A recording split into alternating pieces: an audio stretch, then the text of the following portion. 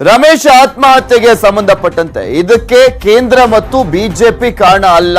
BJP ಯಾವತ್ತೂ ಕೂಡ ಸೇಡಿನ ರಾಜಕಾರಣವನ್ನ ಮಾಡಲ್ಲ. ದಾವಣಗೆರೆಯಲ್ಲಿ ಹೊನ್ನಾಳಿಯ ಶಾಸಕ ರೇಣುಕಾಚಾರ್ಯ ಹೇಳಿಕೆಯನ್ನ ಕೊಟ್ಟಿರುವಂತದ್ದು ರಮೇಶ್ ಆತ್ಮಹತ್ಯೆ ಪ್ರಕರಣಕ್ಕೆ ಸಂಬಂಧಪಟ್ಟಂತೆ ಕೇಂದ್ರ ಸರ್ಕಾರ ಆಗಲಿ ಅಥವಾ ಬಿಜೆಪಿ ಪಕ್ಷ ಕಾರಣ ಅಲ್ಲ ಅಂತ ಅವರು ಹೇಳಿಕೆಯನ್ನ ನೀಡಿದ್ದಾರೆ. ರೇಣುಕಾಚಾರ್ಯ ಪರಮೇಶ್ವರ್ ಅವರ ಪಿಎ ರಮೇಶ್ ಸಾವು ಸಹಜವಾದುದಲ್ಲ. ಪರಮೇಶ್ವರ್ ರಮೇಶ್ ಸಾವಿಗೆ ಉತ್ತರಿಸಬೇಕಾಗಿದೆ. ವಿನಾಕಾರಣ ಆರೋಪ ಮಾಡುವುದು ಸರಿಯಲ್ಲ ಅಂತ ರೇಣುಕಾಚಾರ್ಯ ಅವರು ತಿರುಗೇಟನ್ನ ಕೊಟ್ಟಿದ್ದಾರೆ. ಮಾಜಿ ಉಪಮುಖ್ಯಮಂತ್ರಿಗಳ ಆಪ್ತ ಸಹಾಯಕ ಪರಮೇಶ್ವರ್ ಅವರ ಆಪ್ತ ಸಹಾಯಕ ಸಾವಿಗೆ ಕೇಂದ್ರ ಸರ್ಕಾರ ಭಾರತೀಯ ಜನತಾ ಪಾರ್ಟಿ ಕಾರಣ ಅಲ್ಲ. ಕೇಂದ್ರ ಸರ್ಕಾರ ಯಾವುದೇ ಕಾರಣಕ್ಕೂ ಸೇಡಿನ ರಾಜಕಾರಣ ಮಾಡಲ್ಲ. ಖಂಡಿತ ಪರಮೇಶ್ವರ್ ಆಪ್ತ ಸಹಾಯಕನ ಸಾವಿಗೆ ನಾವು ಕಾರಣ ಅಲ್ಲ. ಇದನ್ನ ಮಾಧ್ಯಮದಲ್ಲಿ ನೋಡಿದೀನಿ. ಅದು ಸಹಜ ಸಾವಲ್ಲ. ಎಲ್ಲ ಒಂದ್ ಕಡೆ ಇದು ಆತ್ಮಹತ್ಯೆ ಅಂತ ತೋರಿಸಿ ಅದನ್ನ ಮುಗಿಸ್ತಕ್ಕಂಥ ಹುನ್ನಾರ ಅವ್ರು ಯಾರೋ ಮಾಡಿರ್ಬೇಕು. ಇದಕ್ಕೆ ಬಿಜೆಪಿ ಕಾರಣ ಅಲ್ಲ. ಪರಮೇಶ್ವರ್ ಅದಕ್ಕೆ ಉತ್ತರಿಸಬೇಕಂತ ಹೇಳಿ ಕೇಳ್ತಾ ಇದ್ದೀನಿ. ಐಟಿ ಇಲಾಖೆಯವರು ಈಗಾಗಲೇ ಸ್ಪಷ್ಟಪಡಿಸಿದ್ರೆ ನಾವು ಅವ್ರ ಮನೆಗೆ ಹೋಗಿಲ್ಲ, ವಿಚಾರಣೆ ಮಾಡಿಲ್ಲ ಅಂತ ಹೇಳಿದ್ರೆ ಇದು ಸಹಜ ಸಾವಲ್ಲ. ಎಲ್ಲೋ ಒಂದ್ ಕಡೆ ಅನುಮಾನ ಮೂಡ್ತದೆ. ಸಾವಿಗೆ ಯಾರು ಕಾರಣ ತನಿಖೆಯಿಂದ ಹೊರಗಡೆ ಬರುತ್ತೆ. ಸತ್ಯಾಂಶ ಹೊರಗಡೆ. ಪರಮೇಶ್ವರ್ ಅವರ ಪಿಎ ರಮೇಶ್ ಆತ್ಮಹತ್ಯೆ ಬಗ್ಗೆ ಬಿಜೆಪಿ ನಾಯಕರು ಏನ್ ಹೇಳಿದ್ದಾರೆ ಅಂತ ನೋಡ್ಕೊಂಡು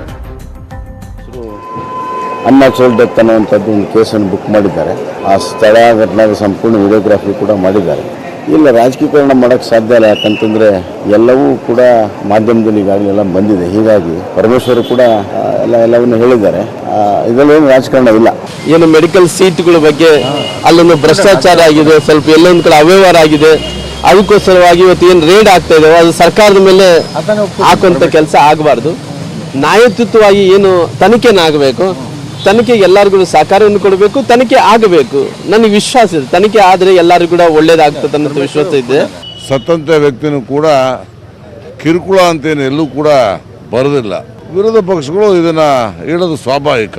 ಅವರು ನಾನಾ ರೀತಿ ನಾನು ಕೂಡ ಟಿವಿ ಒಳಗೆ ನೋಡಿದೆ. ಅವನ ಹೆಂಡತಿರು ಕೂಡ ಅಥವಾ ಅವ್ರ ಕುಟುಂಬದವರು ಕೂಡ ಇದ್ರ ಬಗ್ಗೆ ಹೆಚ್ಚು ಐಟಿ ಬಗ್ಗೆ ಹೇಳಿಲ್ಲ. ಬಹುಶಃ ಅದನ್ನು ಕೆಲವು ವೀಕ್ ಮೈಂಡ್ ಇರ್ತಾರೆ, ಕಾಕತಾಳೆ ಆಗ್ತದೆ ಅಷ್ಟೇ. ಸೊ ಇದು ಬಿಜೆಪಿ ನಾಯಕರ ರಿಯಾಕ್ಷನ್ ಅನ್ನ ನೋಡಿದ್ರೆ, ಇನ್ನೊಂದ್ ಕಡೆ ಕಾಂಗ್ರೆಸ್ ನಾಯಕರು ಕೂಡ ಮಾತನಾಡಿದ್ದಾರೆ. ವಿಧಾನಸಭೆ ವಿರೋಧ ಪಕ್ಷದ ನಾಯಕರಾಗಿರುವಂತಹ ಸಿದ್ದರಾಮಯ್ಯನವರು ಹಾಗೆ ವಿಧಾನ ಪರಿಷತ್ನ ವಿರೋಧ ಪಕ್ಷದ ನಾಯಕರಾಗಿರುವಂತಹ SR ಪಾಟೀಲ್ ಇಬ್ರು ಕೂಡ ಮಾತನಾಡಿದ್ದಾರೆ. ಏನ್ ಮಾತನಾಡಿದ್ದಾರೆ ನೋಡಿ. ಏನ್ ಹೇಳಿದ್ದಾರೆ ಅವರು ಒಂದು ಡೆತ್ ನೋಟ್ ಬಿಟ್ಟೋಗಿದ್ದಾರೆ. ಡೆತ್ ನೋಟ್ನಲ್ಲಿ ಏನು ಹೇಳಿದ್ದಾರೆ? ನಮ್ಮ ಮನೆ ರೈಡ್ ಮಾಡಿದ್ರು, ನನಗೆ ಕಿರುಕುಳ ಆಯಿತು, ನಾನು ಮರ್ಯಾದಸ್ಥ ಅದಕ್ಕೋಸ್ಕರ ಆತ್ಮಹತ್ಯೆ ಮಾಡ್ಕೊಂಡಿದ್ದೀನಿ ಅಂತ ಹೇಳೋದು. ಆ ಕಿರುಕುಳ ಕೊಟ್ಟವ್ರು ಯಾರು? ಇವ್ರು ಮರ್ಯಾದೆ ಹೋಗ್ತಕ್ಕಂಥ ಕೆಲಸ ಮಾಡಿದವ್ರು ಯಾರು? ತನಿಖೆ ಆಗ್ಬೇಕು ಬೇಡ? ಆತ್ಮಹತ್ಯೆ ಯಾಕಾಯ್ತು ಅನ್ನೋದು ತನಿಖೆ ಆಗ್ಬೇಕಲ್ವಾ? ಯಾವ ಏಜೆನ್ಸಿಯಿಂದ ಮಾಡೋದು ಸರ್ಕಾರಕ್ಕೆ ಬಿಟ್ಟದ್ದು. ತನಿಖೆ ಅಂತೂ ಆಗ್ಬೇಕು. ಕಾನೂನು ಪ್ರಕಾರ ತಪ್ಪಿತಸ್ಥರು ಶಿಕ್ಷೆ ಆಗಬೇಕು. ಆತ್ಮಹತ್ಯೆ ಮಾಡ್ಕೊಂಡು ಕಾರಣಗಳು ಗೊತ್ತಿಲ್ಲ. ಅದ್ರ ಬಗ್ಗೆ